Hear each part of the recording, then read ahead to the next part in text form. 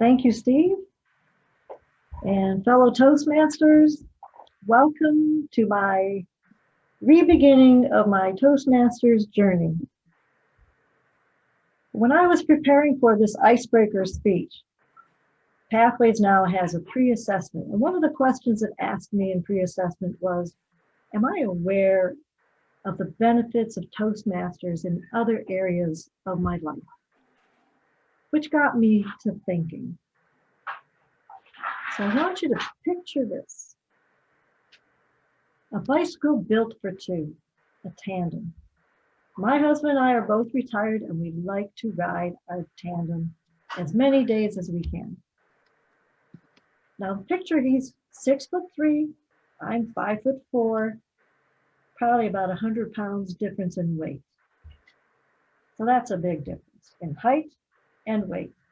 He has to sit in front and be the captain because he's responsible for steering, gearing, braking, keeping an eye out for all the stuff that's happening on the road. I sit in the back. I am the stoker. I am the engine, the propeller that gets that bike going. Between the two of us, we get it going pretty good. But let me tell you, all I can see is his back. So he has to communicate everything to me. We're going to gear up. We're going up a hill. We're going to coast. We're going down a hill. We're going to turn left. We're going to turn right. I have to do all the hand signals because he's got to keep his hands on that handlebars. So he has to tell me everything. And most importantly, he's got to tell me when a bump in the road is imminent. Because if he doesn't, I will fly off my seat. My feet will fly off the pedals and I will be very upset. So communication in that tight little environment is very key. So yes, Toastmaster skills are important there. Now let's go back to June 2001. I was a newbie on an application at Ford Motor Company. Other members on the team had been experienced there for like 5 to 10 years. I was brand new. I had great skills, analytical skills, but I was soft-spoken, a little worried about speaking up in front of meetings where all these experienced people were. So my goals were to join Toastmasters to develop my confidence in my communication and leadership skills. Here I am, 20 years later. I don't have that problem. I'm fully retired. But you know what? I'm living with my husband now, 24/7, 365. That takes a lot of communication. Not only that, every Friday I babysit our grandchildren. My husband and I do. They are 2 and 4.5 years old.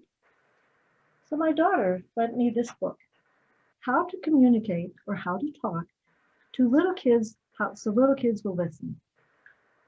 And you know what? Little kids are just little people. They have emotions, they have feelings, they just don't know how to communicate them yet. So it's extremely important for the grown-ups in their life to help them to communicate. And you have to be a good leader because let me tell you, they learn more by watching and listening to you than you would imagine. So 20 years later, even though my life situation has changed, again, I still need my communication skills.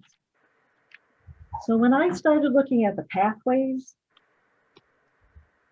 boy, is it different from those.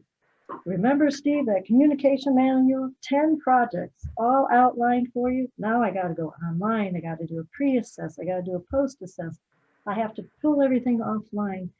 They've got projects in there for doing podcasts, writing blogs. Oh, really? That's really different for me. But the goals are the same. Identifying my leadership skills, my communication skills, identifying gaps, practicing to be more confident, and applying those skills. So even as I'm re-beginning my Toastmasters journey, my goals are still the same. And it doesn't matter if I'm in a little tight environment of my tandem, or if I'm communicating with whiny grandchildren or adults, or if I'm in a professional environment like I am here with you guys. The goals are the same. Practice your communication skills and be the best that you can be. Thank you, Mr. Toastmaster. Thank you, Sharon. Yeah, we have a tandem bike too. That we got at a garage sale, and many years ago, and we love it. We I always, agree. A lot of work. yeah. So our timer is Ross. Ross, could you tell us one